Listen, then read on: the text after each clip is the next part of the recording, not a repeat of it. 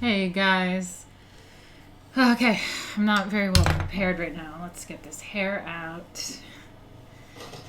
And the... Oh shit, you can hear... Hey guys. Ah, I can hear myself. Okay. Embarrassing. I'm not very well. Okay. Hoodie is not proper to be seen in public in. No. Not in high school. So, okay. I think I'm sorted. I think I'm ready. Need some earrings.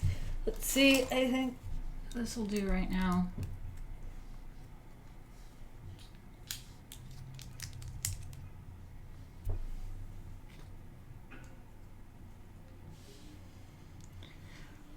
Little clash of patterns, but that's fun sometimes, you know. I like a little pattern clash action.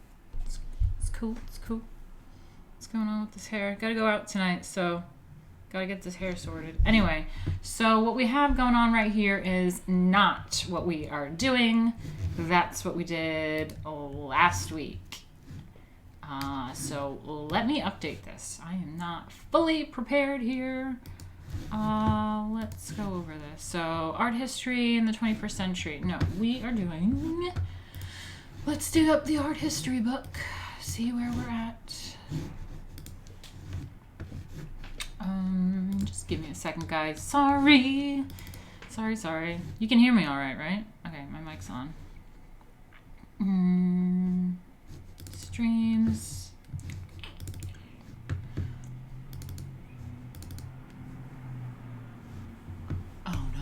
This book. Where is this book? Oh no, I'm gonna have to find it. Hold on. Okay, we're doing Gardner. How come I don't see it? Where's Gardner's art history book? Shit, sorry guys, I'm so not prepared right now. Let's do art through the ages. Let's find that.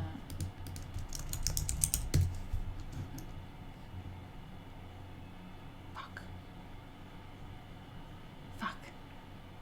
I can't find the book.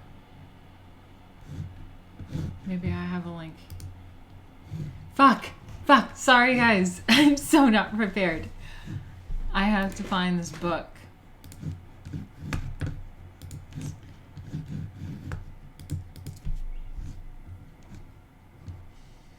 Talks amongst yourselves. This is why it's good to have like a co-pilot when streaming.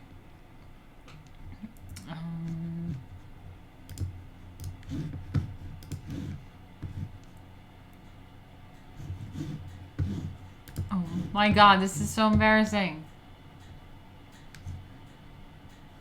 Where are the books? I'm such a boomer. I need help finding the book.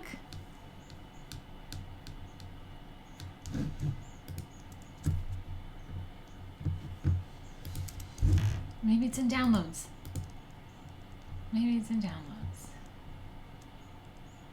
Found it. It was in downloads. God damn it. I gotta sort my files out. You guys should see my desktop. It's all covered like a psychopath with like pictures and things on the desktop. I'm a mess. I'm an absolute mess with this shit. Sorry about that. Found it.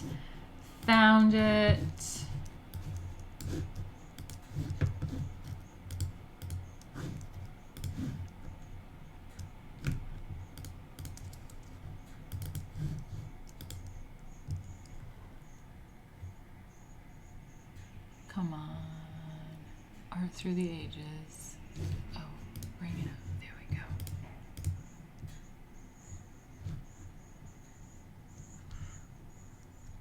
Fuck. I'm so bad at this. Where is it?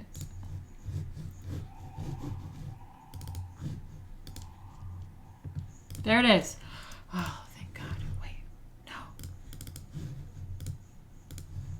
There it is. Did it. Sorry about that. Someone can put number code whenever I got my shit together in the stream. Oh my God, what a mess. So this is where we're at today.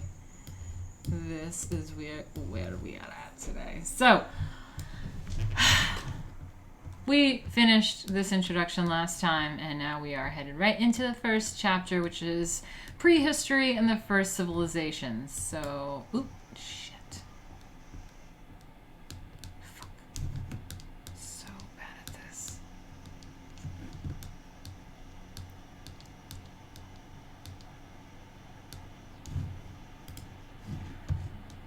I want to be able to like copy and paste this shit though. Is it gonna freak out? Yeah, it's gonna freak out when I touch it. Okay, well, whatever. Prehistoric art. Humankind seems to have originated in Africa in the very remote past. Yet it was not until millions of years later that ancient hunters began to represent, literally to present again, in different and substitute form the world around them, and to fashion the first examples of what people generally call art. The immensity of this intellectual achievement cannot be exaggerated.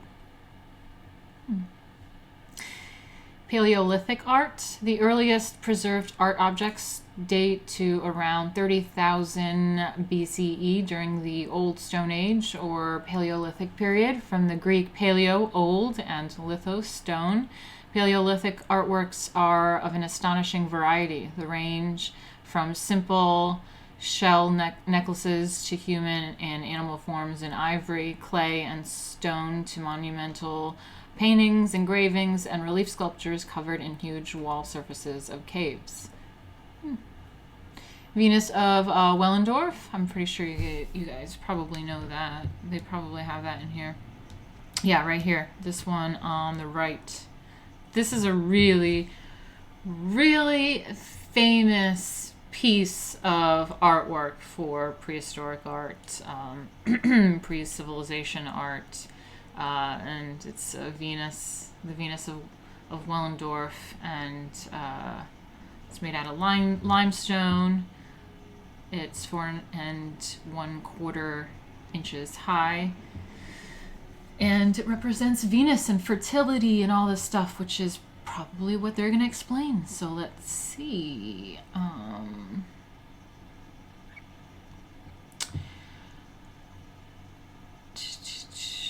Venus of Willendorf, one of the oldest sculptures discovered to date, carved using simple stone tools, is the tiny limestone figure of a woman, figure 1-2, nicknamed the Venus of Willendorf after its find spot in Austria. Art historians can only speculate on the function and meaning of this and similar objects because they date to a time before writing, before or pre-history. Yet the preponderance of female over male figures in the Stone Age seems to indicate a preoccupation with women whose childbearing capabilities ensued the survival of the species. The anatomical exaggeration of the Willendorf figurine has suggested to many scholars that this and other prehistoric statuettes of women, statuettes of women served as fertility images. The breasts of the Willendorf woman are enormous, far larger than the tiny forearms and hands that rest on them. Okay. Sorry, I had to look at it. The sculpture also used a stone burin to scratch into the stone the outline of the pubic triangles. Oh yeah, so that pubic triangle. Okay. Sculptors often omitted this detail in other Paleolithic female figurines, however, and many of the women also have far more slender proportions than the Willendorf woman, leading some scholars to question the nature of these figures as fertility images. In any case, the maker's intent seems to have been to represent not a specific woman, but womanhood. Okay. Interesting. I really didn't realize how close Africa was to Europe. Jeez. Let me see what you guys are talking about. Catch up a little bit. Sandra's in here. Hi.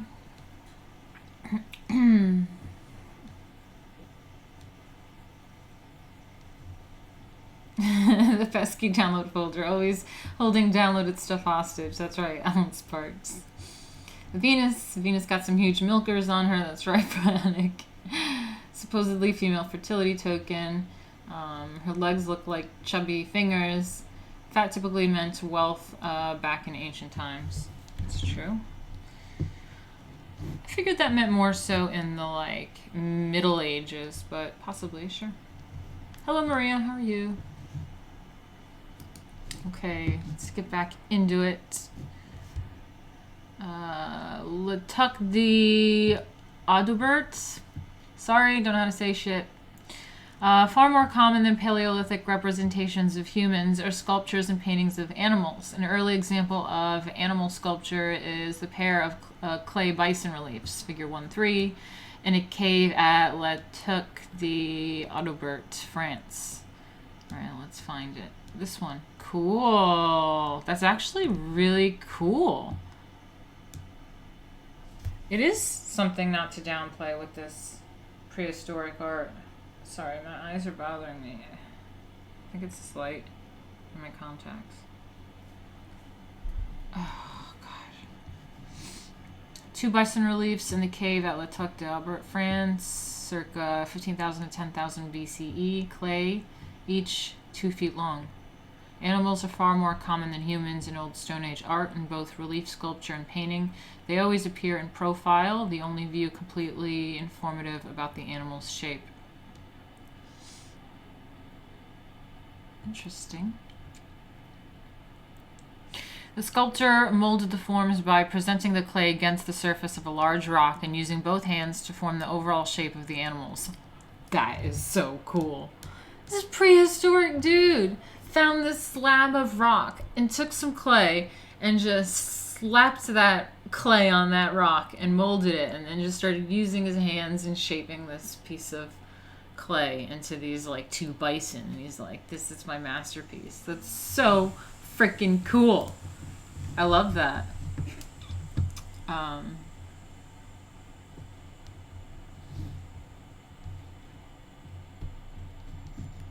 That is so cool. Sorry, I was just checking in on you guys.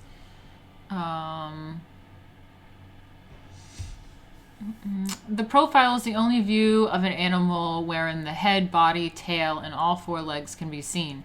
A frontal view would conceal most of the body, and a 3/4 view would not show either the front or side fully. Because only the profile view is completely informative about the animal's shape, the profile was the almost universal postural choice during the Stone Age. A very long time passed before artists placed any premium on variety or originality, either in subject choice or in representational manner.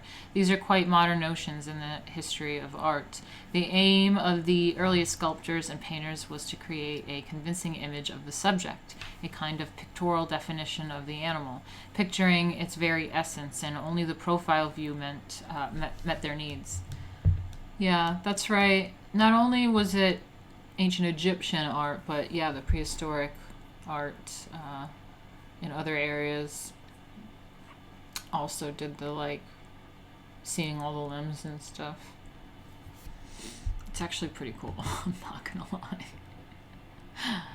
Cave paintings. The bison, Letuc the Audubert, I don't know how to say it, are among the largest sculptures of the Paleolithic period, but they are dwarfed by the herds of painted animals that roam the cave walls of southern France and northern Spain. Cool. Examples of Paleolithic paintings now have been found at more than 200 European sites. Nonetheless, archaeologists are still regard painted caves as rare occurrences, because even though the cave images number in the hundreds, sorry about that whistling, that's my radiator. Even though the occurrences are in the hundreds, prehistoric arts created them over a period of some 10,000 to 20,000 years. Paleolithic painters drew up their subjects using chunks of red and yellow ochre? How do you say this? I don't know how to say that. For painting, they ground these same ochres into powders and mixed with water before applying. Large flat stones served as pallets to hold pigment. The painters made brushes from reeds, bristles, or twigs that they may have used a blowpipe of reeds or hollow bones to spray pigments on out of reach surfaces. Some caves have natural ledges on the rock walls upon which the painters could have stood on in order to reach the upper surfaces of the naturally formed rooms and corridors. To illuminate their work, the painters used stone lamps filled with marrow or fat, perhaps with a wick of moss. Despite the difficulty of making the tools and pigments, modern attempts at replicating the techniques of Paleolithic paintings have demonstrated that skilled workers could cover large surfaces with images in less than a day. Wow. You know, that's crazy just to imagine, because, like, you know, you think of these people as just, like, cavemen, like, oh, you know, and they were far more, and this is something that we have to remember all the time, we always just blow off our ancients as just, like, dumb, and it's like, no, people were smart throughout every age. There were geniuses and people thinking of things and talents and stuff, and it's like these people seemed like they knew what was up to in the prehistoric times. It's like humanity is, like, I guess, kind of new of sorts ish, and you know, they are like figuring out how to make wicks and create light and making artwork and stuff. That's so cool. I love that.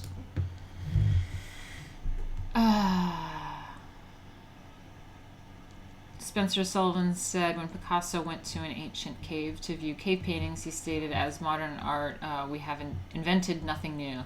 I like that. Yeah, it's true.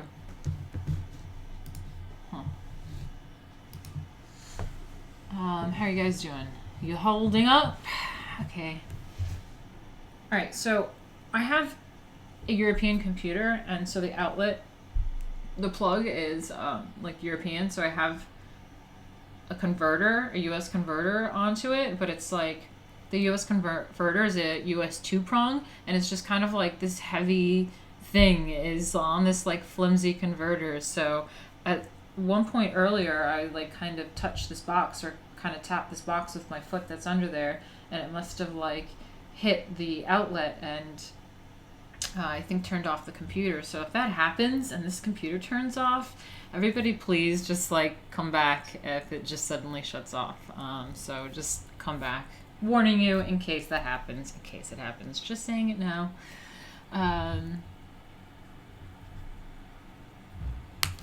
Okay, let's get back to it. Peck Merle, a mural wall painting, figure 1-4. This guy over here. At Peck Merle, France, provides insight to why certain subjects were chosen for a specific location.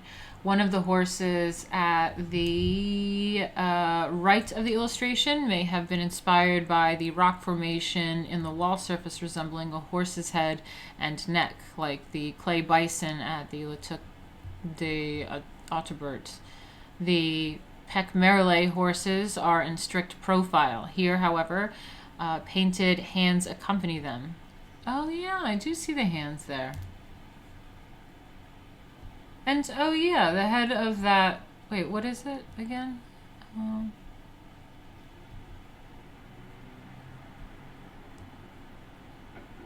The formation of the rock surface resembles the horse's head.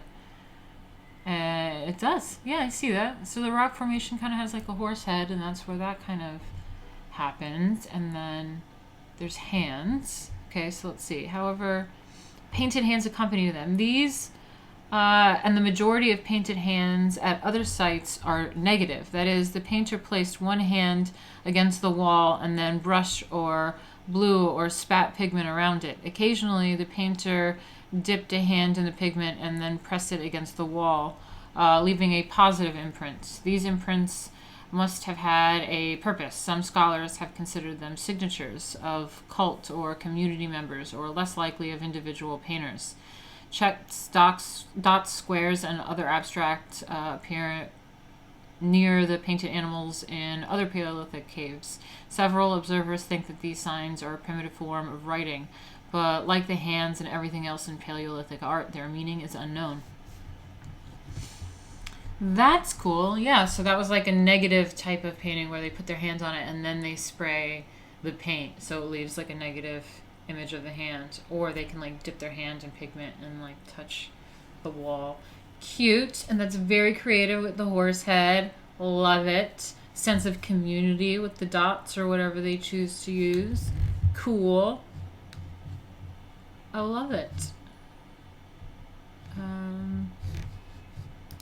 Just check in on you guys. Oh, I guess we're just listening, not chatting today. I might want to open the window a little bit. Might make it a little bit noisy, but it's getting really hot in here because it's radiator.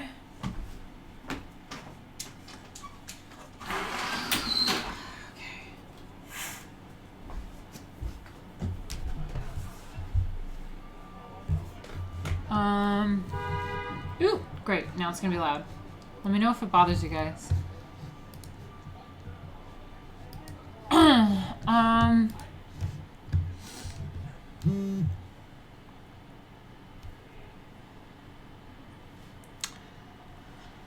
What do we have here? Art in the Old Stone Age. Since the discovery of the first cave paintings in the late 19th century, scholars have wondered why the hunters of the Old Stone Age decided to cover the walls of dark caverns with animal images. Various theories have been proposed. Some scholars argue that the animals... It's really annoying. Damn it, it's really annoying. Can you guys hear that? It's annoying me when I'm trying to read. Why are you guys talking? Are you guys alright? Is my computer alright? Alright, I guess.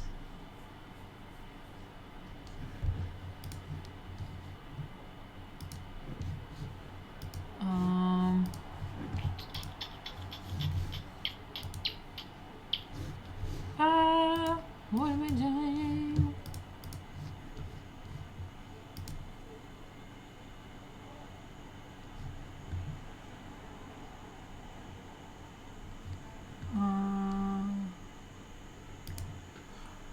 I'm too easily distracted. Sorry. Okay, that's fine. Yeah, you can hear talking, guys. Okay, if it gets worse, I'll close the window and maybe open the door, because maybe I'll open the door as well. Get some circulation going on, because the radiator is going and it's a small room and I have the lights and it's just like getting really stuffy. But if it's just, if it gets really annoying, I'll shut it. I'm feeling a draft already. It's nice. Okay, let's get back into it. Some scholars have argued that the animals were mere decoration, but this explanation cannot account for the narrow range of subjects or the inaccessibility of many of the representations. In fact, the remoteness and difficulty of access of many of the images and indications that the caves were in use for centuries are precisely why other scholars have suggested that the prehistoric hunters attributed magical properties to the images they painted and sculpted. Ooh, magical. I love that. According to this argument, by confining animals to the surfaces of their cave walls, the Paleolithic hunters believed they were bringing the beasts under their control.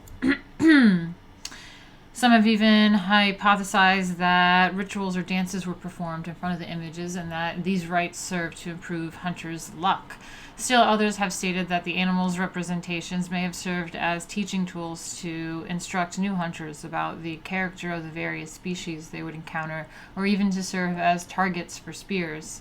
In contrast, some prehistorians have argued that the magic purpose of the paintings and paintings and reliefs was not to facilitate the destruction of animal species. Instead, they believed that the first painters and sculptors created animal images to ensure the survival of the herds on which Paleolithic people depended for food supply and for their clothing. A central problem for both the hunting magic and food creation theories is that the animals that seem to have been diet staples of Stone Age peoples are not the most frequently portrayed.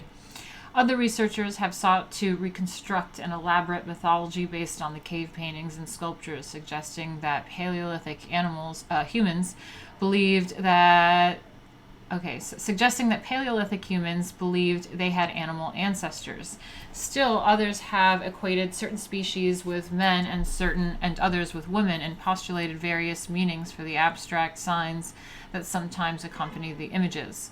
Almost all of these theories have been discredited over time, and most prehistorians admit that no one knows the intent of the representations. In fact, a single explanation for all Paleolithic animal images, even one similar in subject, style, and composition, is likely to apply universally. The works remain an enigma, and always will, because before the invention of writing, no contemporaneous explanations could be recorded. That is pretty cool. Not gonna lie. Pretty cool. Hold on a second.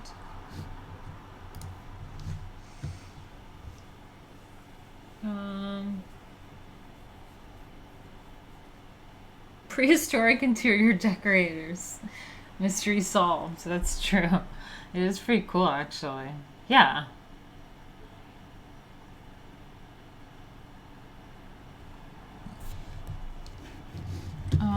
Okay. I'm feeling the draft already. I might want to close the window soon.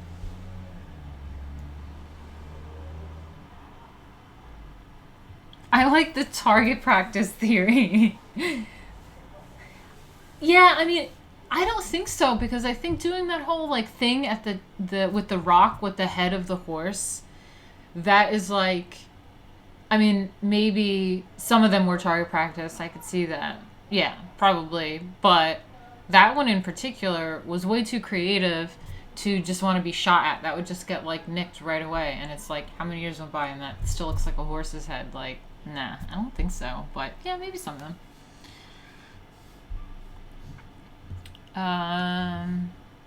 Okay, I'm going to close that window now.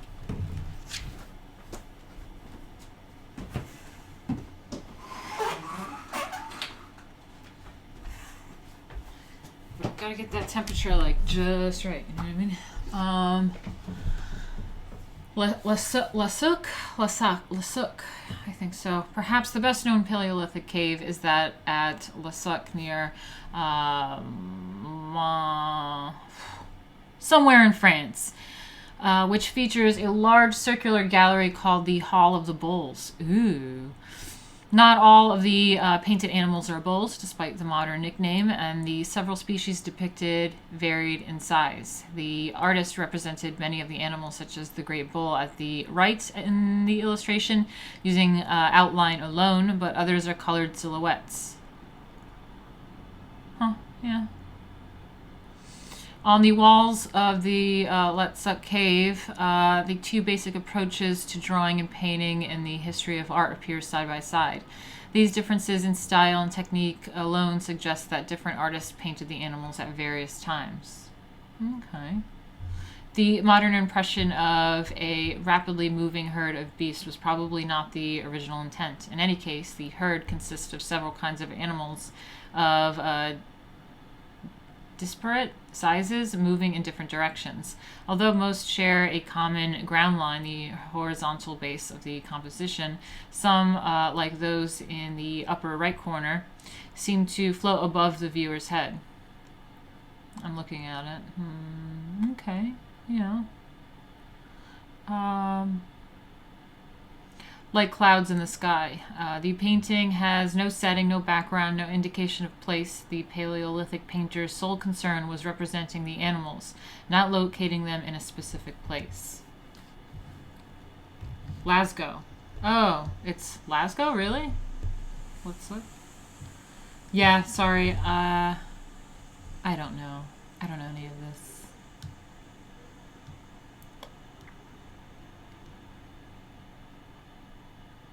Thank you, Snowball. So sweet. Let's see, how long have I been streaming? 40 minutes. Okay. Guys, by the way, I'm going to do a little bit of shilling going on. Thank you, Incubus. That's exactly what I'm going for. Thank you, thank you. But if we can try to get me to like maybe 60, 65% today, I got to get this going. This is my February goal, and it'd be nice by the end of the week to hit 75%. That would keep me on target for reaching my goal so I can continue to do these fun streams where we get to do these little lessons and stuff. I think this is important for culture, the whole culture war. I think it's important for society. We are, don't appreciate academia because it's like really leftist infested and all this stuff, but I think we should appreciate education in general. So this is my way of just spreading content that I think we on the right should be interested in, art and culture and things like that. So if you want to help me out and help me reach 75% by the end of the week, maybe like 65% today, keep me on target. And you can do that by going to streamlabs.com/Martina Markota TV, and Stephen Forex put the link in the chat. Thank you so much for doing that. Thank you, thank you. Okay, 20 more minutes and we'll have a little break. But let's see what else we have going on in here. We're about to get into Neolithic art. Another feature of the paintings in this place in France, at that place with all the bulls and stuff, deserves attention. The bulls show a convention of representing horns called twisted perspective, because the viewer sees the heads in profile but the horns from the front. Let me see. Oh, yeah. So the body is in the... Can you guys see this? Let me see. Yeah, it's in the picture. Yeah, so twisted perspective because the viewer sees the head in profile, but the horns are in the front.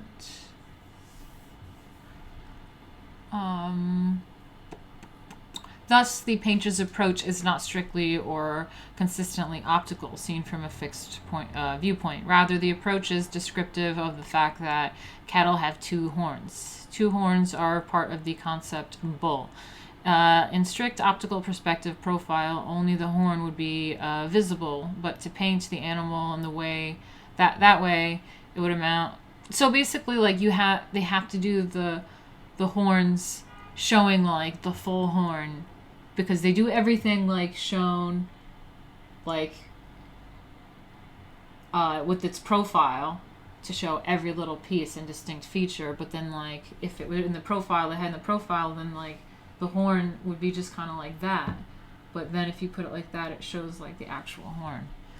So cool. Yeah, I get it. Yeah. Probably the most perplexing painting in any Paleolithic cave is the one deep in the well shaft, 1-6.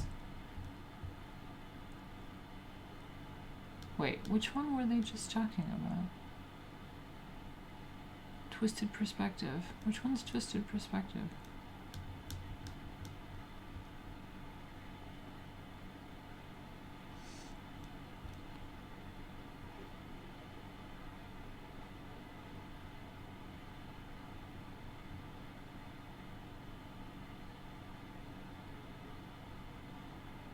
Whatever.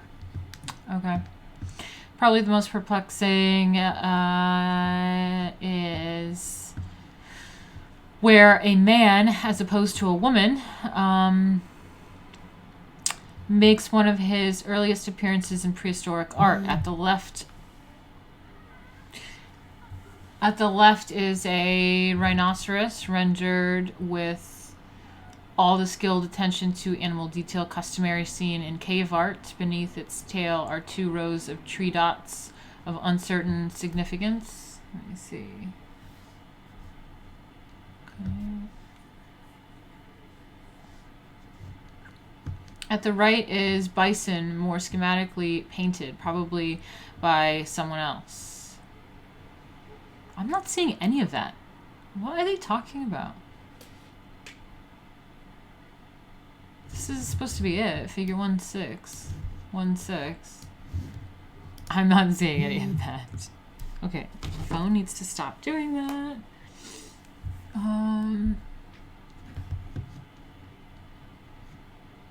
At the left is a rhinoceros rendered with all the skilled attention to animal detail customary seen in cave art. So okay, I see the rhinoceros. Beneath its tail are 2 rows of tree dots. Oh, I guess maybe I'm not seeing that in the... At the right is a bison, more schematically painted, probably by someone else.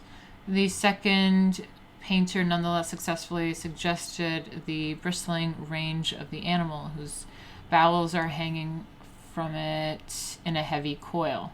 Oh yeah, I do see the bowels of the heavy coil. I see that. I see that. Between the two beasts is a bird-faced mask. Man with outstretched arms and hands with only 4 fingers. The man is depicted with far less care and detail than either animal, but the painter made the hunter's gender explicit by the prominent penis. Yeah, I see the prominent penis. I see it, I see it. The position of the man is ambiguous. Is he wounded or dead or merely tilted back and unharmed? Do the staff with the bird on top and spear belong to him? Is he or the rhinoceros who has gravely wounded the bison, or neither? Which animal, if either, has knocked the man down? If indeed he is on the ground, are these 3 images related at all? Researchers can be sure of nothing, but if the painter placed the figures beside each other to tell a story, then this is evidence for the creation of narrative compositions involving humans and animals at much earlier date than anyone had imagined, only a few generations ago.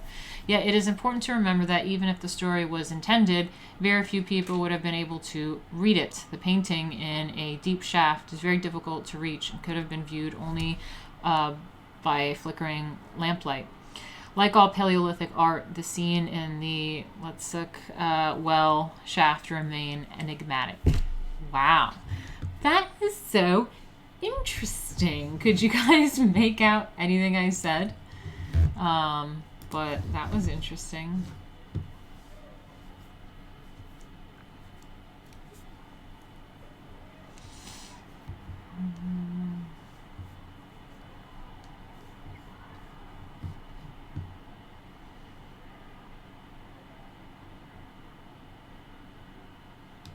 All right, just checking in on you guys. How you doing? Okay.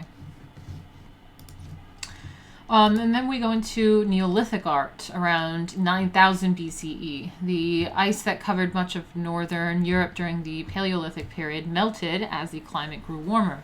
The reindeer migrated north, and the woolly mammoth and rhinoceros disappeared. The Paleolithic gave way to transitional period, the Mesolithic or Middle Stone Age, when Europe became climatically, geographically, and biologically much as it is today. Then, for several thousand years at different times in different parts of the globe, a great new age, the Neolithic, New Stone Age, dawned. Human beings began to settle in fixed abodes and to domesticate plants and animals. Their food supply assured, many groups changed from hunters to herders to farmers and finally to townspeople. Wandering hunters settled down to organized community, living in villages surrounded by cultivated fields. The new sedentary societies of Neolithic age oriented systematic agriculture, weaving, metalwork, pottery, and counting and recording with tokens.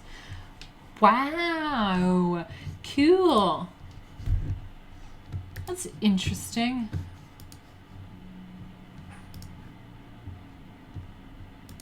Love it. So cute. Catalhoyuk. One of the most extensively excavated Neolithic sites is Catalhoyuk in central Anatolian Plateau, a settlement that flourished between 7,000 and 5,000 BCE in what is now Turkey. Catalhoyuk was one of the world's first experiments in urban living. The regularity of its town's plan suggests that the inhabitants built the settlement to some predetermined scheme. The houses, constructed of mud brick, strengthened and by sturdy timber frames, varied in size but repeated the same basic plan. The rooms have plastered and painted floors and walls with platforms along the walls that served as sites for sleeping, working, and eating. The living buried the dead beneath the floors. Ooh, jeez. The excavators have found many rooms decorated with mural paintings and plaster reliefs. These shrines had an uncertain function, but their number suggests that the rooms played an important role in the life of the Neolithic settlement. On the wall of one room, archaeologists discovered a painted representation of a deer hunt. Cute.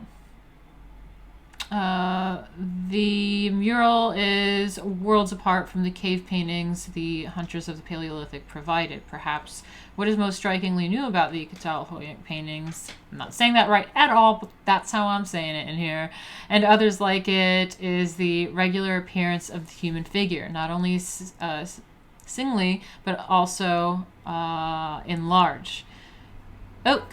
Not only singly, but also in large coherent groups with a wide variety of poses, subjects, and settings. As noted earlier, humans were unusual subjects in Paleolithic paintings, and now in the Neolithic paintings, they use it. Narratives have but they were almost never found in Paleolithic periods, things with humans and stuff. Even the hunting scene in the other cave on the wall at the Litzuk is doubtful as a narrative scene. In the well at Litzuk, the Neolithic paintings, human themes and concerns and action scenes with humans dominating animals are central. Okay, so that's the difference between the Paleolithic and Neolithic art.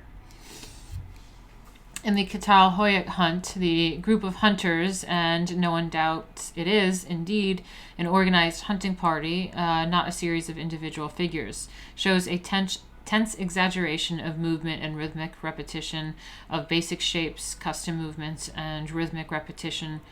Oh, sorry, it's hard to read sometimes on this computer. Basic shapes and customary for the period.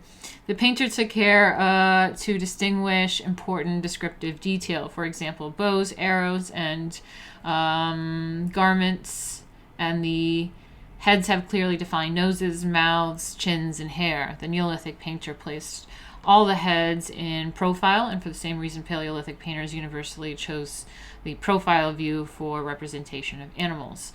Only the side view of humans' heads shows all of its shapes clearly. At Catalhoyuk, however, the torso are frontal again, the most informative viewpoint, whereas the painter chose the profile for the legs and arms.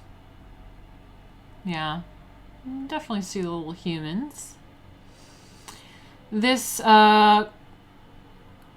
composite view of the human body is quite artificial because the human body cannot make an abrupt 90-degree shift at the hips, but it is very descriptive of what a human body is, as opposed to how it appears from a particular viewpoint. The composite view is another manifestation of the twisted perspective Paleolithic paintings that combined a frontal view of an animal's two horns with a profile view of the head. The technique of painting also changed dramatically since Paleolithic times. At Catalhoyuk, the artist used brushes to apply the pigments to a white background of dry plaster. The careful preparation of the wall surface is in striking contrast to the direct application of pigment to rock surfaces of Stone Age caves. That's interesting. So they prep to the walls. Hold on one second. Let me check on this.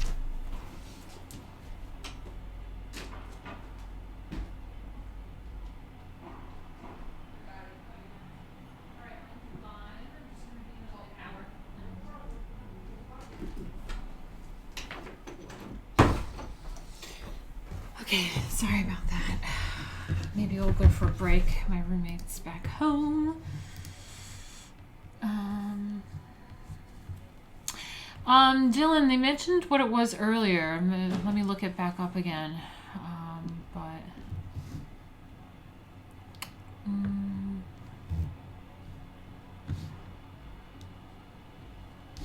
Let me see.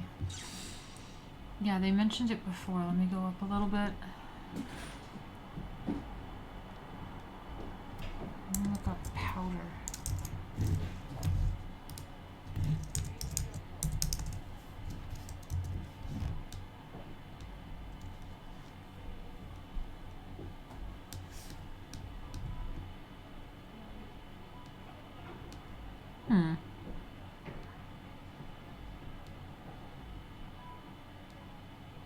Yeah, they mentioned it, but I can't really find it right now.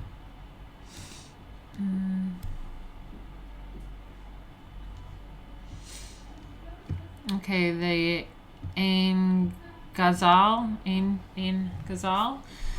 At Ain Ghazal near Amman, Jordan, archaeologists have uncovered another important Neolithic settlement occupied from the late 8th through the late 6th millennial BCE. Ain Ghazal has produced striking finds, including 2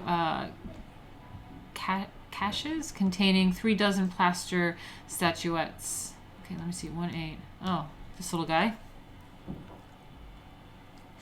Again with the makeup and the nose. Hold on.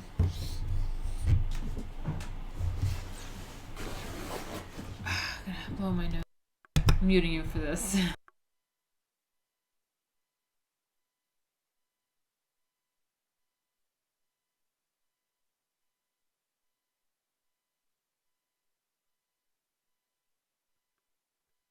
Okay. I think I feel better now. Let me see, where were we? Okay, yeah, the dozen plaster silhouettes like this figure, datable to the mid-17th millennial BCE. These sculptures, which appear to have been ritually buried, are white plaster built up over a core of reeds and twine. So it's plaster over reeds and twine. Interesting. The sculptors used black bitumen. It's right here, if you can see this. A tar-like substance to delineate the pupils of the eyes. Okay. Which are inset cowrie shells. Painters added orange and black hair, clothing, and in some instances, body paint or tattooing. Only rarely did the sculptors indicate the gender of the figures. Whatever their purpose, by their size, a few exceed 3 feet in height. Wow, 3 feet's kind of big for these guys. They're kind of cool. I like them. And sophisticated technique, the Ain Ghazal statuettes differ fundamentally from Paleolithic figurines such as 4-inch tall the Wellendorf woman, the Venus of Wellendorf, which is like a few inches. This one is like a few feet. Dude, that's kind of dope. I want to have a bunch of those guys in my house. That's really cool.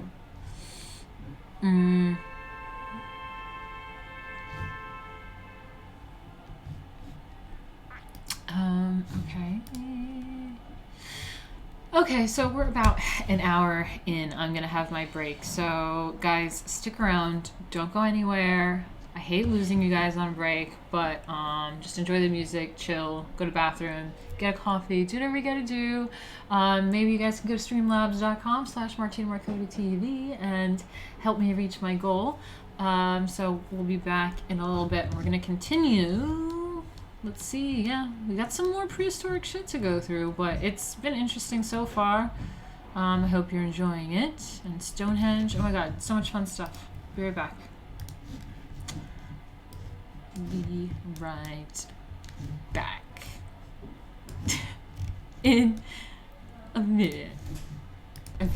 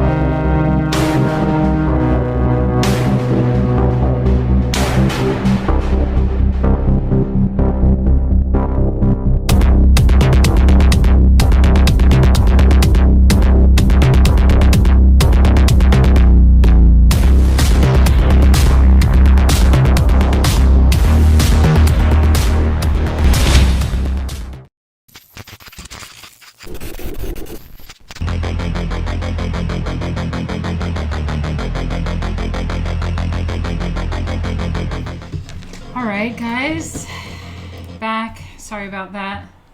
How you guys doing?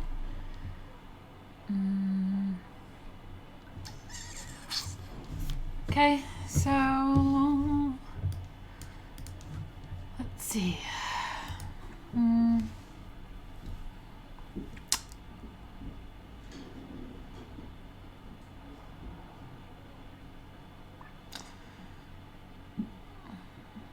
Stonehenge. That's where we're at.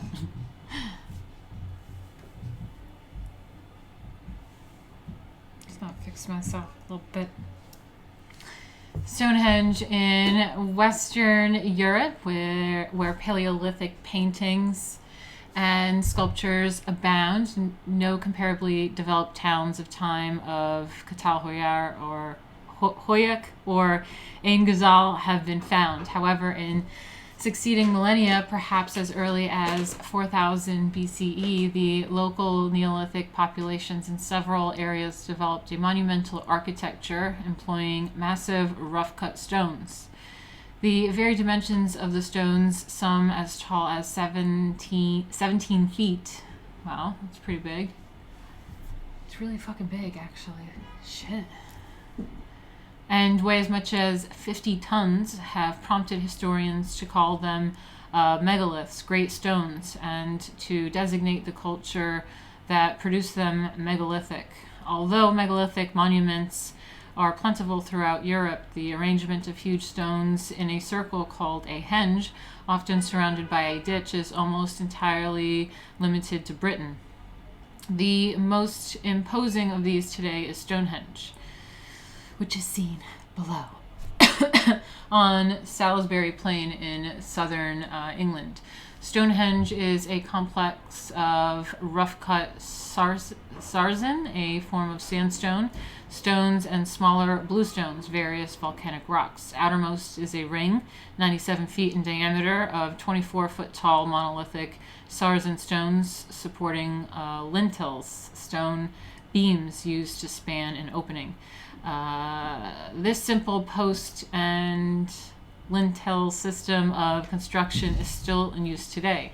Next is a ring of bluestones, which in turn encircles a horseshoe. Okay, I'm just looking at it. I don't really know what they're talking about. Open and facing east of trilithons, 3 stone constructions, 5 lintel-topped pairs of the largest sarsen, each weighing 45 to 50 tons. Standing apart to the east, outside the photograph, is the heel stone, which for a person looking outward from the center of the complex would have marked the point where the sun rose at the summer solstice. Construction of Stonehenge probably occurred in several phases in the centuries before and after 2000 BCE. It seems to have been a kind of astronomical observatory. During the Middle Ages, the Britons believed the mysterious structures were the work of the magician Merlin of the King Arthur legend, who spirited them from Ireland. The most archaeologists now consider Stonehenge a remarkably accurate solar calendar. This achievement is testimony to the rapidly developing intellectual powers of Neolithic humans, as well as to their capacity for heroic physical effort. And that's exactly what I was saying before. It's like, our ancients aren't that stupid. This is like some crazy ass shit that they constructed. Like, that was crazy and badass. Fuck yeah.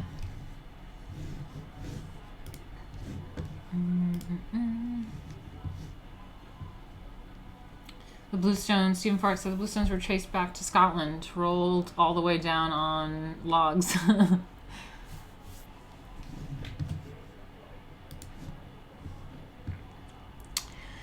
Okay, so now we have ancient Near East art. So, okay.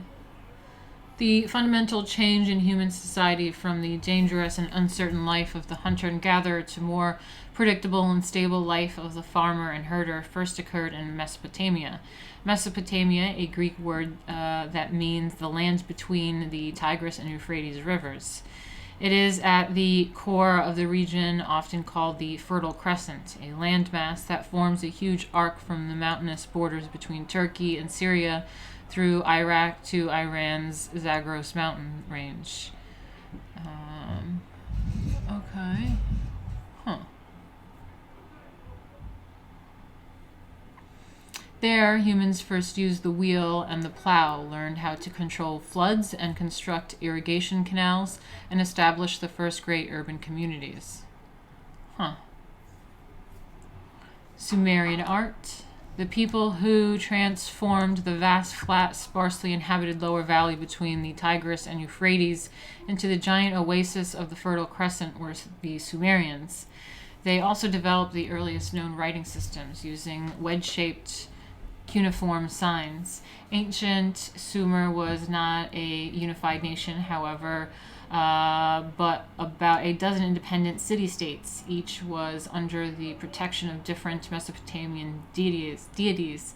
The Sumerian rulers were the gods' representatives on Earth and the stewards of the earthly treasures. That's so cool. These guys outside are annoying me, though. How are you guys doing? Spencer Sullivan said Tigris and Euphrates, along with two missing rivers thought to be ones referenced in the Bible as the marking point of Eden. It's interesting. Stephen Forex says, I love Sumerian imagery. Those carvings of the gods are awesome. I don't have a tattoo, but if I did... Yeah, no, Sumerian culture is really cool, actually. That's where they have some of that stuff about the Nephilim blood type shit. They have these like outer worldly beings procreating with the human race in some of these artworks. I'm gonna go make sure that window's properly closed.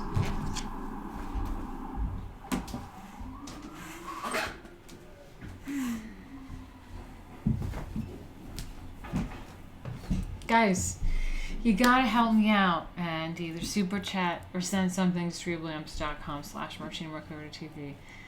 Made nothing today. This week has been so bad. Need to sort this shit out, or I need to get more Lady Alchemy gigs because I don't. Okay.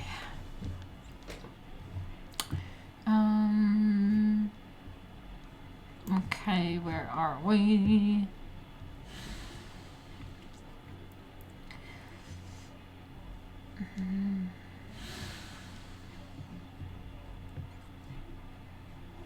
The Sumerian rulers were the gods' representatives on earth and the stewards of their earthly treasure. The rulers and priests directed all communal activities, including canal construction, crop collection, and food distribution. The development of agriculture to the point that only a portion of the population had to produce food made it possible for some members of the community to specialize in other activities, including manufacturing, trade, and administration. Labor specialization is a hallmark of the first complex urban societies. In the Sumerian city-states of the 4th millennium BCE, activities that once had been individually initiated became institutionalized for the first time. The community, rather than the family, assumed responsibility for defense against enemies, and the caprices of nature. Whether ruled by a single person or a council chosen from among the leading families, these communities gained permanent identities as discrete cities. These city-states was one of the great Sumerian inventions. Wow, I didn't realize that the concept of city-states is Sumerian. Huh. Just like different little city-states. And it was the first time our ancients went from family protecting each other to the community and the state kind of helping you. Which, I'm fine with that. That's cool. You know, a little community help.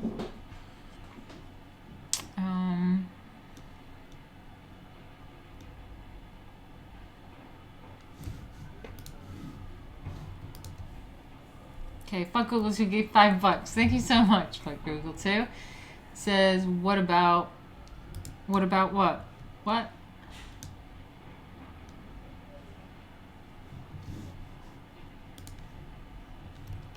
White Temple Uruk. The Sumerian city plan reflected the central role of the local god in the daily life of the city-state's occupants. The god's temple formed a monumental nucleus of the city. It was not only the focus of local religious practice, but also an administrative and economic center. It was indeed the domain of the god, whom the Sumerian regarded as a great and rich holder of lands and herds, as well as the protector of the city-state. The vast temple complex was a king of city within a city, where priests and scribes carried on official business. Sumerian temple precincts had both religious and secular functions.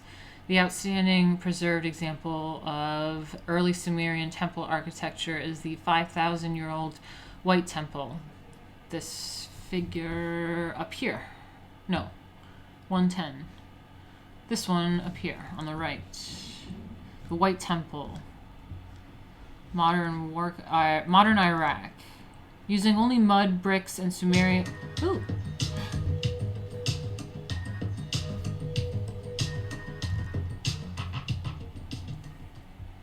Times are tough right now. Brother is moving in. Long story. Hope your life is going better. Aw, that's so sweet. Let me check out this comment a little bit better by getting into Streamlabs. Hold on a second. Thank you so much. These are times are tough right now. Brother is moving in. Long story. Hope your life is going better. Thanks so much, Dave Incognito. It's nice to see you around. You know, I really, really appreciate it. And please don't overgive if you don't have it right now. Only if people out there that are doing all right, doing better than me, I would appreciate the help. And can be exciting to have your brother move in. I look forward to talking about it with you later. Things are going okay. We'll see after this month how a month of streaming goes and if I can keep up with people donating. I can't depend on the same people every single time to help, so I need to start thinking about other things. So I'm a bit stressed myself. Bit stressed. Okay, though. I'm good. I'm glad I'm in New York. I just can't wait for Jack to get here. But I'm happy I'm in New York. Let me see.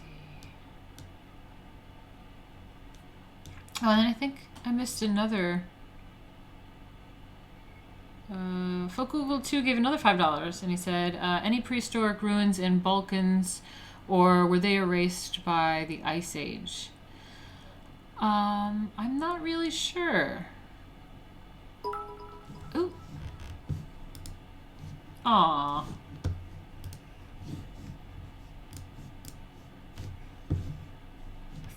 Thank you so much, Spencer Sullivan. I really appreciate it. I think that you're appreciating the stream, so I'm glad that we can both appreciate each other.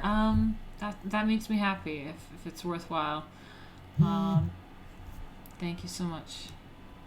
Stephen Forex said, Bosnian pyramids, I was meaning, by the way. Are you talking about the pyramids? Oh, you guys are talking to each other. Sorry, not me. My bad. Okay, let's get back into it.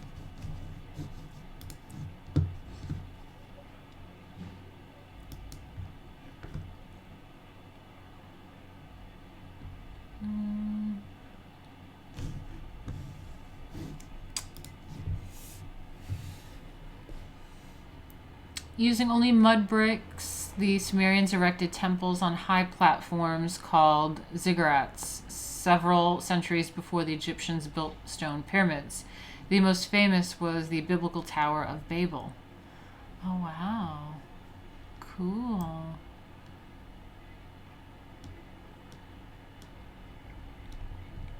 Anyway, so this thing up here, yeah, the White Temple of Ziggurat.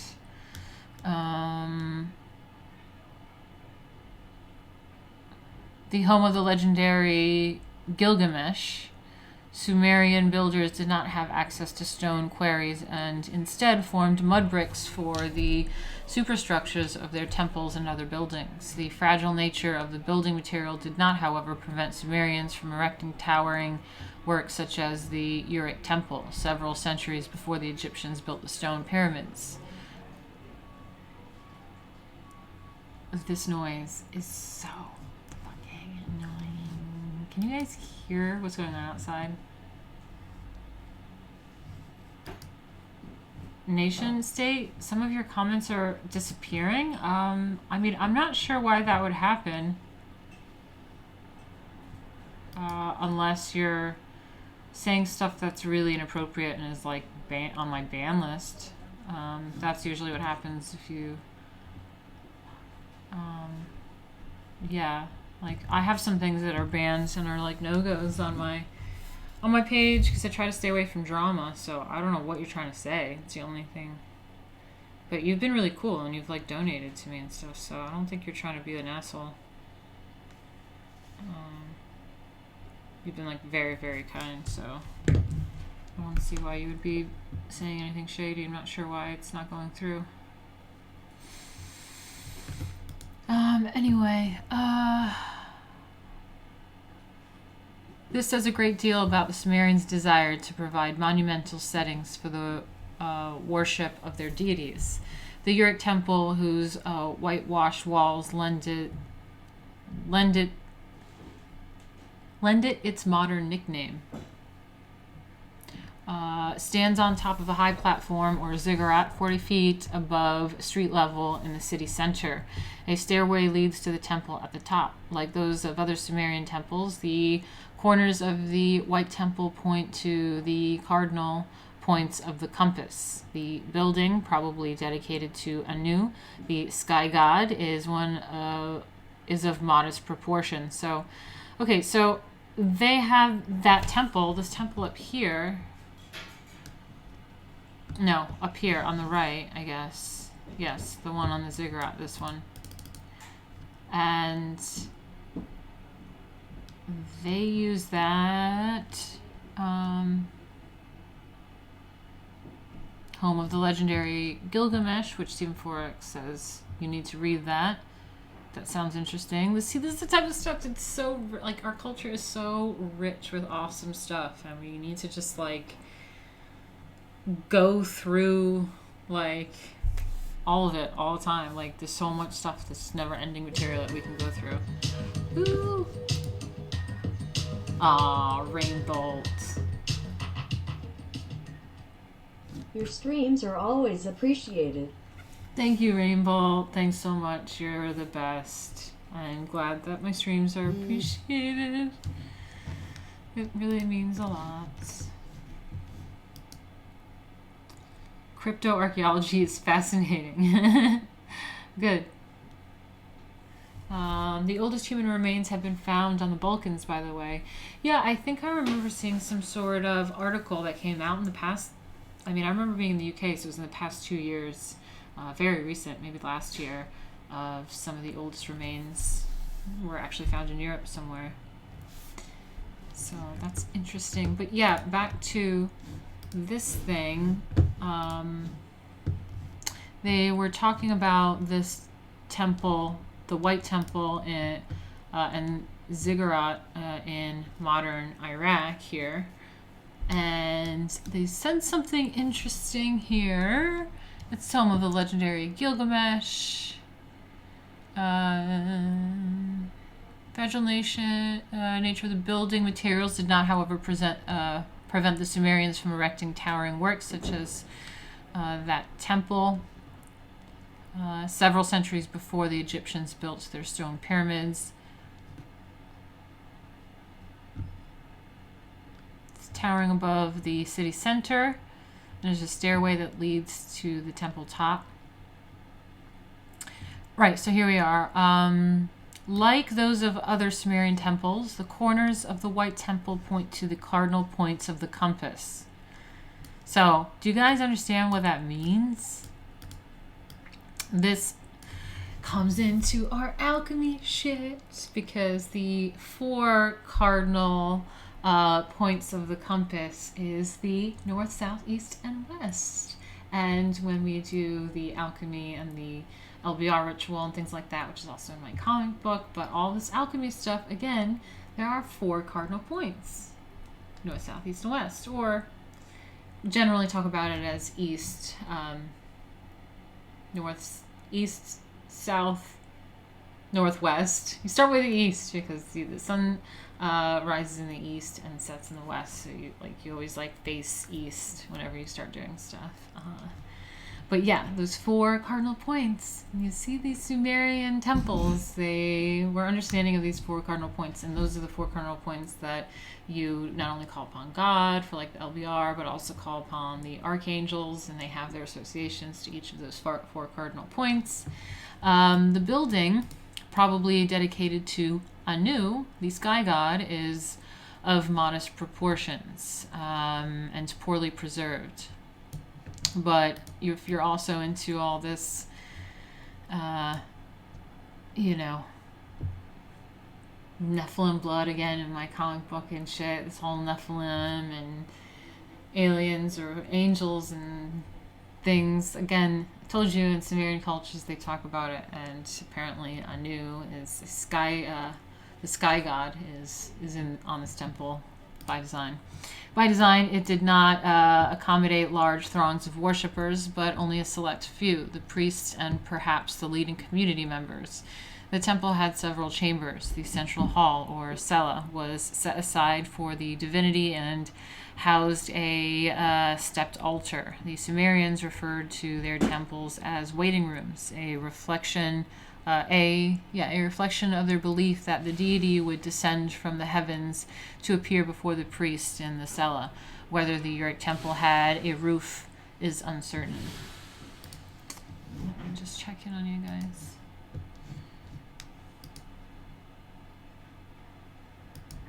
Incubus.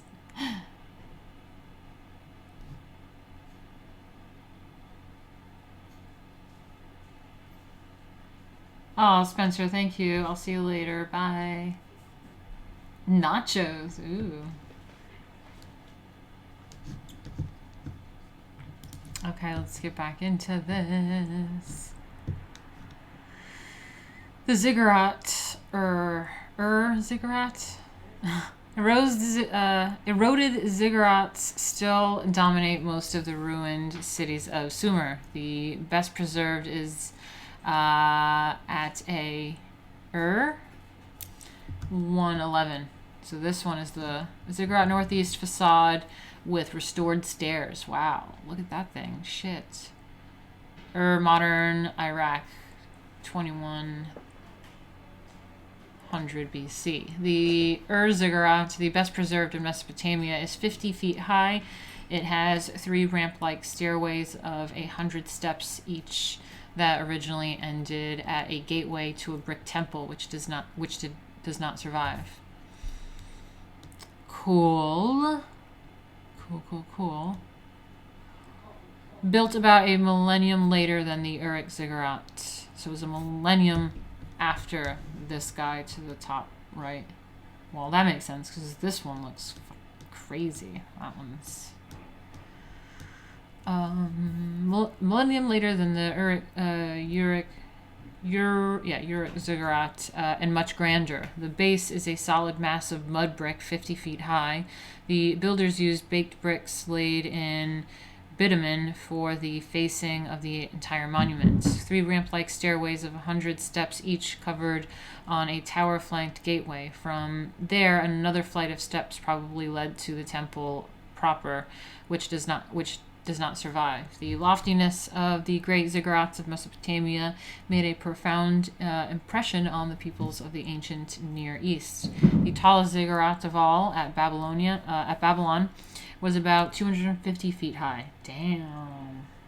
Because if this is 50 feet high, then like 250 feet high is like multiple one of these. Damn, that's crazy. Known to the Hebrews as the Tower of Babel, it became the centerpiece of a biblical tale about insolent pride. Humankind's desire to build a tower to heaven angered God. Therefore, the Lord caused the workers to speak different languages, preventing them from communicating with one another and bringing construction of the ziggurat to a halt. That's interesting, because then they started building churches. Isn't that a temple? They started building churches that are like as tall as like the whole Gothic and Renaissance churches were trying to build up towards the heavens. So I wonder why that isn't considered heresy. The Warka Vase. Okay, before I get into that, let me check in on you guys. We have $5 from a Larry Gorky.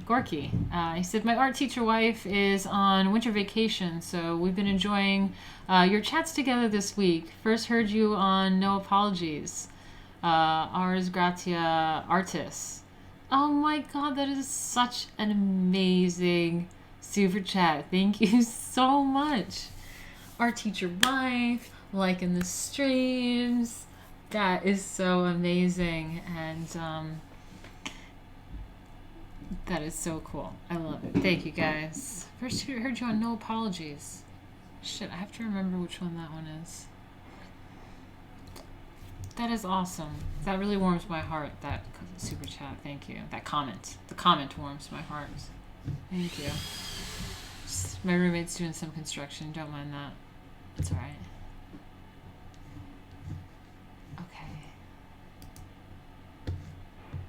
The Warka Vase.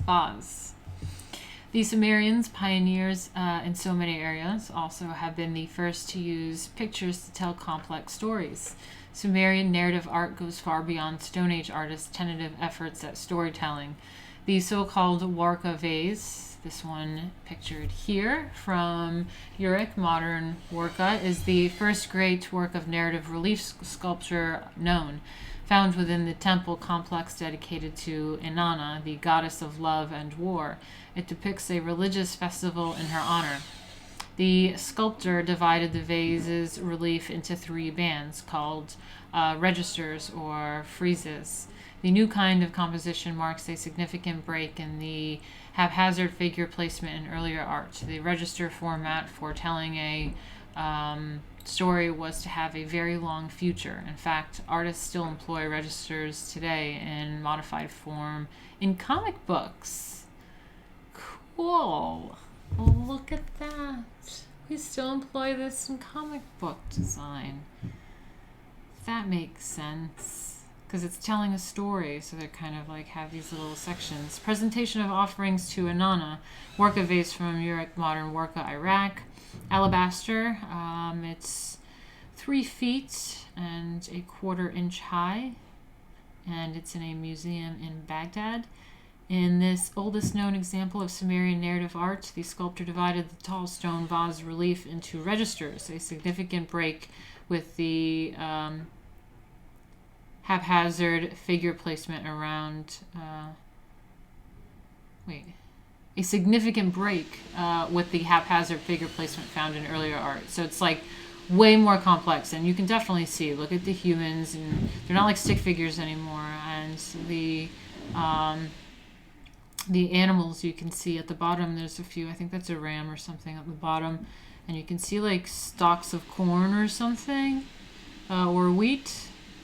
And yeah, it's definitely far more detailed than the haphazard figure placement found in earlier art, for sure, for sure. Yeah.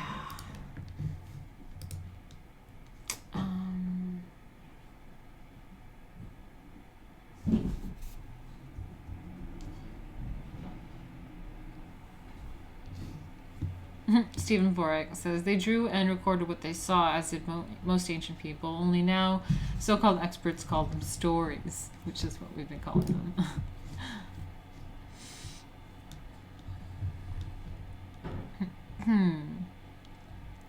The lowest band on the Warka Vase, right here, this lowest band, which is what I was wondering what that was, shows Ews? What the? Stephen Forex came in to help me out and get me to 60. Thank you so much. Oh, you guys are the best. I don't know what I'm going to do without you guys. Bad timing there, tried in the pause. Oh, I should pause a little more often. I would get worried about like silence and breaks because I feel like the only person being on the podcast stream, whatever, on camera or on the mic means that I like kind of like old school radio. You can't have any pauses at all at any point. Some old school radio technique. Your gift didn't work. Yeah, I think I saw it on my screen. Did it show up on the camera?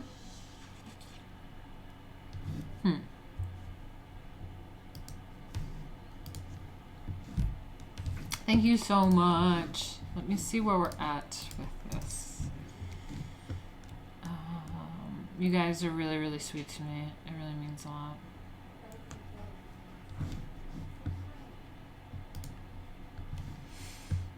Okay.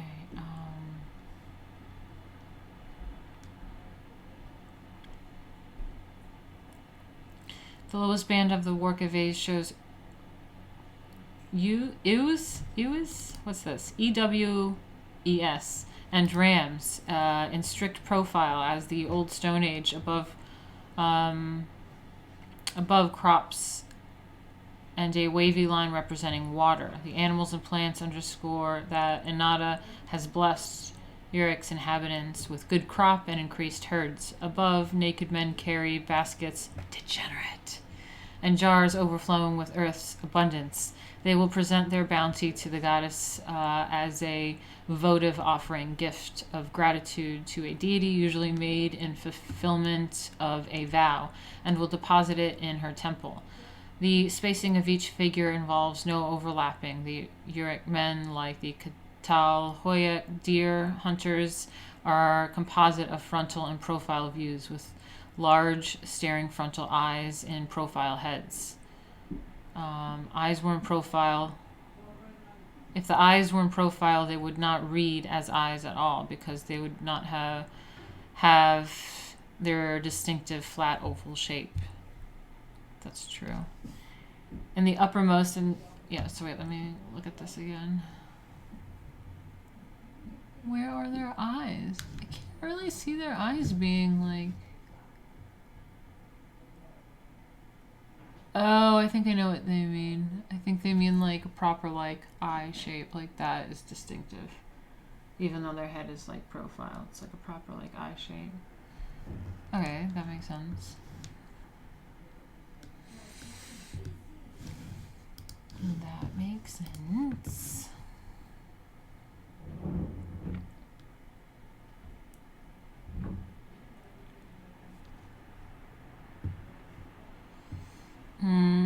Atlas Hug said churches weren't like that until after the Hagia Sophia. Before that, churches were the people, not the building. Yeah, that's right. And I still believe in that whole, like, personal church, personal temple shit.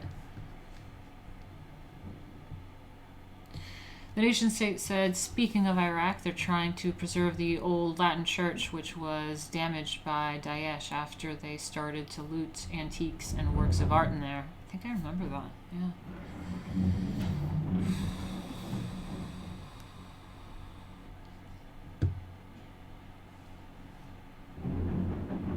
Use. Female sheep as in, or scouse for you. That's funny. Oh, that's what you're talking about. The use, the EWES, use, scouse for you. Who's use? Did you see my jacket?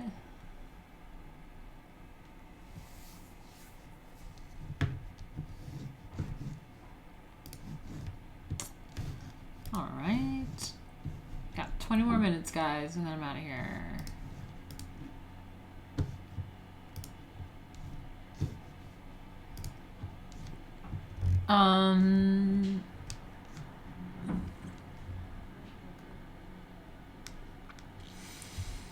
In the uppermost and tallest band is a female figure with a tall horned headdress, probably Inanna, but perhaps her priestess. A nude male figure, degenerate, brings a large vessel brimming with offerings to be deposited in the goddess's shrine. Ooh, deposited in the goddess's shrine.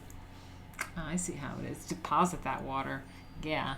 At the far right is an only partially preserved clothed man, usually, if ambiguously referred to as a priest king, that is, both a religious and secular leader. The greater height of the priest king and Inanna compared with the offering bearers indicates their greater importance. A convention called hierarchy of scale, which is something we went over last time in the intro chapter about the way that art historians view things. Some scholars interpret the scene as a symbolic marriage between the priest king and the goddess, ensuring her continued goodwill and reaffirming the leader's exalted position in society. So let's go back to it. Let me see. Okay, so there's the guy giving some guy. What was it? The priest is giving Inanna some thing of water. And then there's like the people that are in smaller scale, so less important in the middle here, I think. And then you have cattle, which is smaller down there. It's quite interesting, actually. Yeah, I like it. And then you have these Eshnuna statuettes. Further insight into Sumerian religion comes from a cache of soft gypsum statuettes inlaid with shell and black limestone found in a temple at Shunana, modern Tel Asmar. The two largest figures, this figure over to the left right here, like all the others, represent mortals rather than deities. They hold these small beakers and the Sumerians use in religious rites. The men wear belts and fringed skirts. Okay, yeah, I see the fringe. Most have beards and shoulder-length hair. Cool, I see it. The women wear long robes with the right shoulder bare. Similar figurines from other sites bear inscriptions with the name of the donor and the god, or even specific prayers to the deity on the owner's behalf. Donor? They even had donors back in the prehistoric times. And I can't get a donor. Ridiculous. Ridiculous.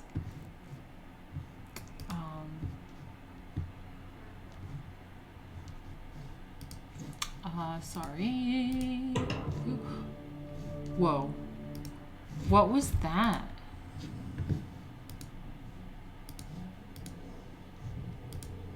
What is happening? Oh my god. Netflix just started playing. I hate when Netflix does that. It's weird. That scared me. I wonder what happened to Patriotic Gestalt. I haven't seen him around for a while. Yeah, that's true.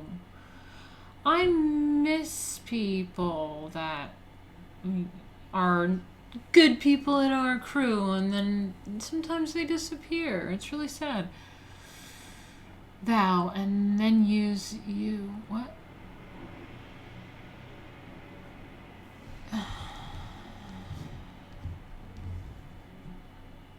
Anyway.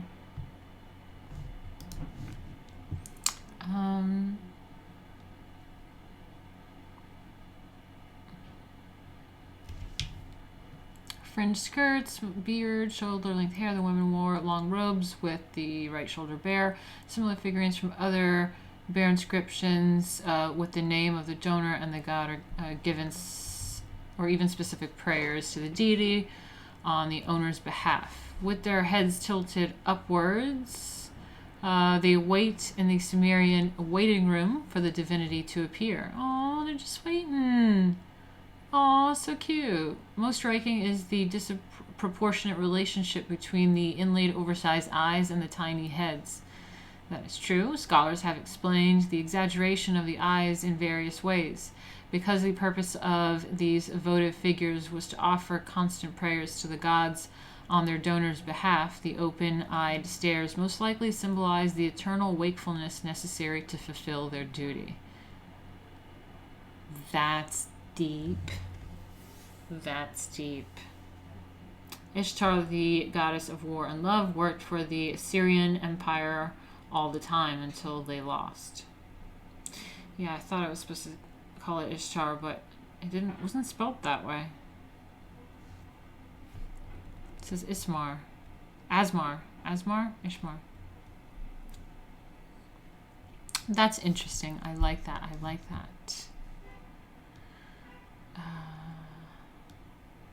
Standard of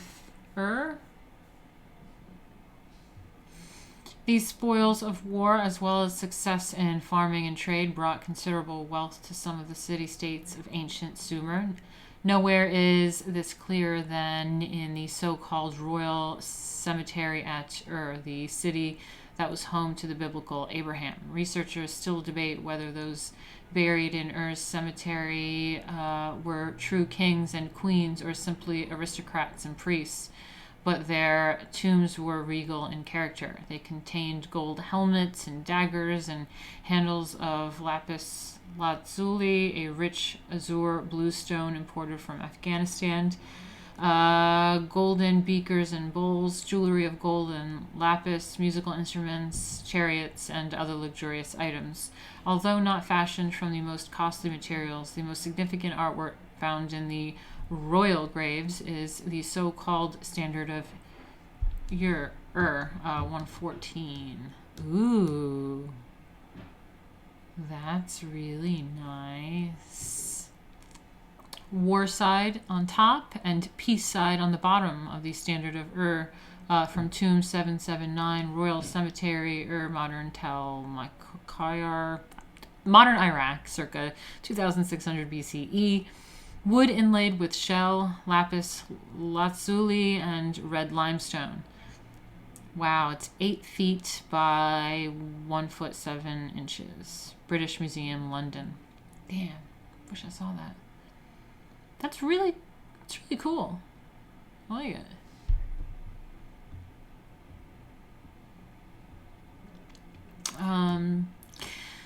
A rectangular box of uncertain function. It has sloping sides inlaid with shell, lapis lazuli, and red limestone. The excavator who discovered it thought the Sumerians mounted it on a pole as a kind of military standard, hence its nickname.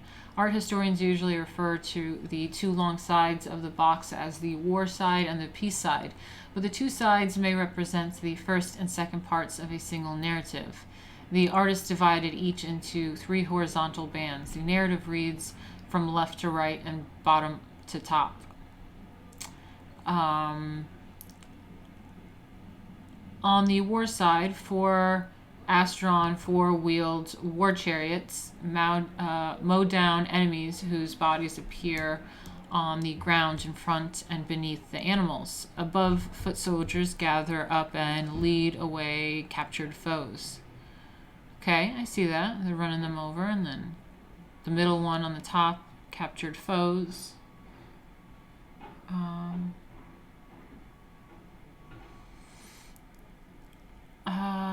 The foot soldiers lead away captured foes. In the uppermost register, soldiers present bound captives who have been stripped naked to degrade them to a king-like figure who has stepped out of his chariot. Wow, I see it. His central place in the composition and his greater stature, his head breaks through the border at the top, sets him apart from all the other figures. True. In the lowest band on the peace side, men carry provisions, possibly war booty, on their backs. Okay, on the lowest band on the bottom. Above, attendants bring animals, perhaps also spoils of war and fish for the great banquet depicted in the uppermost register. Therefore, seated dignitaries and larger-than-life king, third from the left, feast, while a lyre player and singer at the far right entertain the group. A lyre is a musical instrument. It's like the harp-looking thing all the way at the to the right on the top panel of the bottom.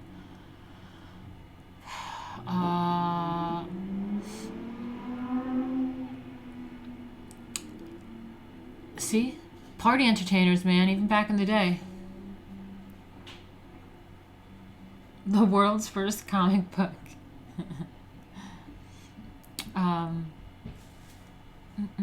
Scholars have interpreted the scene both as a victory celebration and as a banquet in connection with cult ritual. The two are not necessarily incompatible. The absence of an inscription prevents connecting the scenes with a specific event or person, but the standard of undoubtedly is an early example of historical narrative. But once you imagine living somewhere you hear sirens. I love New York. I'm sorry. Sorry.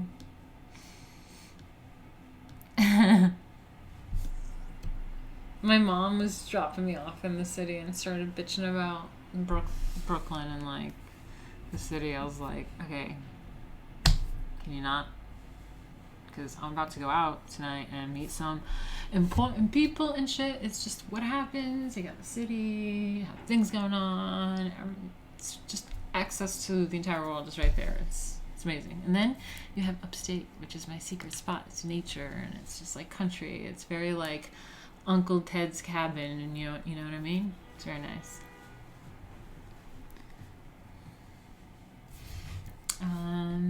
Okay.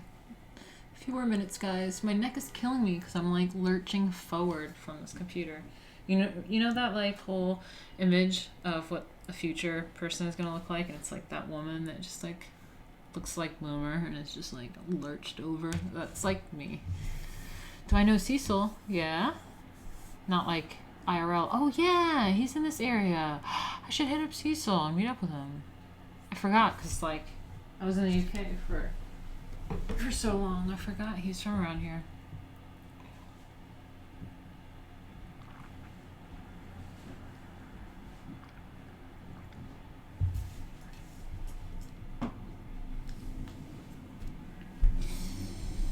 Okay, where are we? Oh, we have Akkadian art. Is that how we say it? In 2334 BCE, the loosely linked group of cities known as Sumer came under the domination of a greater ruler, Sargon of Akkad. Ruled between 2332 to 2279 BCE.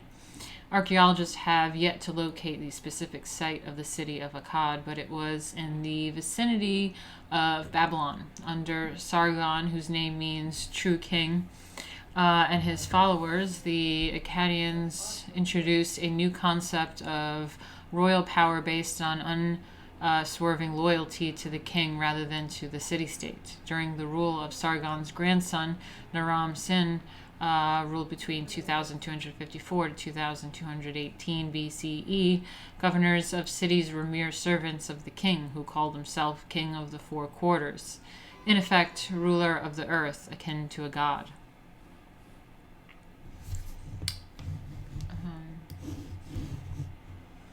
Akkadian portraiture, a magnificent copper head, figure 1-5, this one below, I'm sure we all recognize it.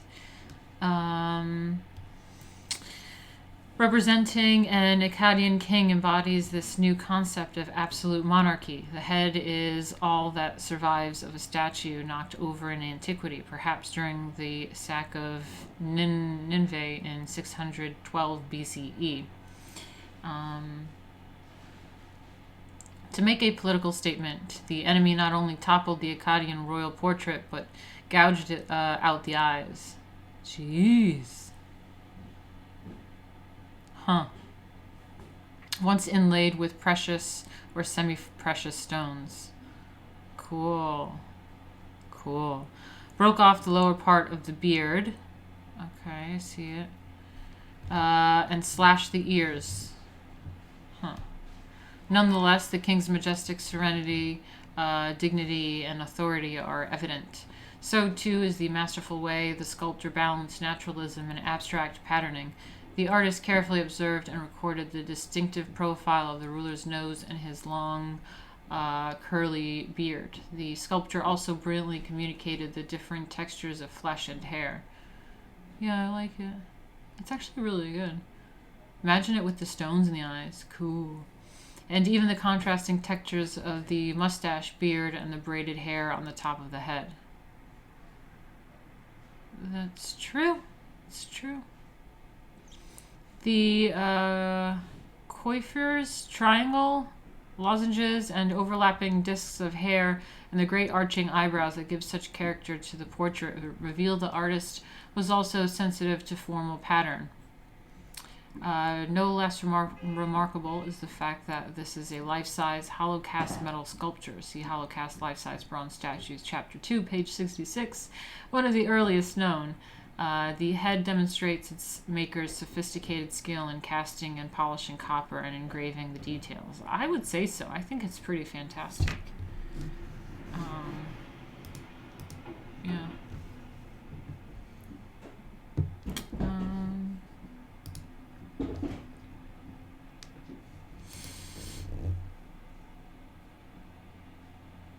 There are common threads in most cultures, histories, the Messiah, Great Flood, etc., etc.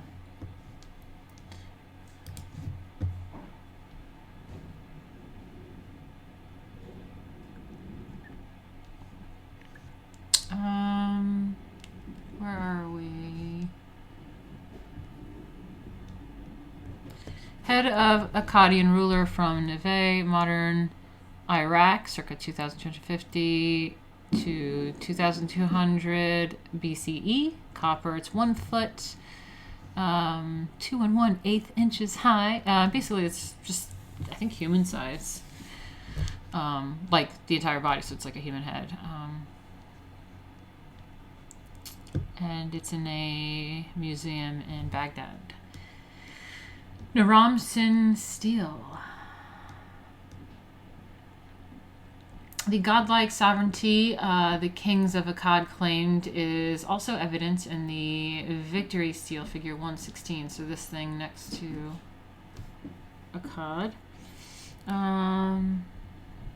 Naram-Sin set up at Sipar. A stele is a carved stone slab erected to commemorate a historical event or in some other cultures to mark a grave. Naram-Sin's stele commemorates his defeat of the Lullaby, a people of the Iranian mountains to the east. On the stele, the grandson of Sargon leads his victorious army up the slopes of a wooden mountain. His routed enemies fall, flee, die, or beg for mercy. The king stands alone, far taller than his men, treading on the bodies of the two of the fallen lullaby. He wears a horned helmet, the first time a king appears with the attribute of a god in Mesopotamian art. At least 3 favorable stars. The stele is damaged at the top and broken at the bottom, shine on his triumph. By storming the mountain, Naram-Sin seems also to be scaling the leader to the heavens. The same conceit that lies behind the great ziggurat towers of the ancient Near East. His troops march up the slope behind him in orderly files suggesting the discipline and organization of the king's forces. The enemy, in contrast, is in disarray, which the artist communicated by depicting the lullaby in a great variety of postures. One fella's headlong down the mountainside. Let me see. Oh yeah, okay, the different postures.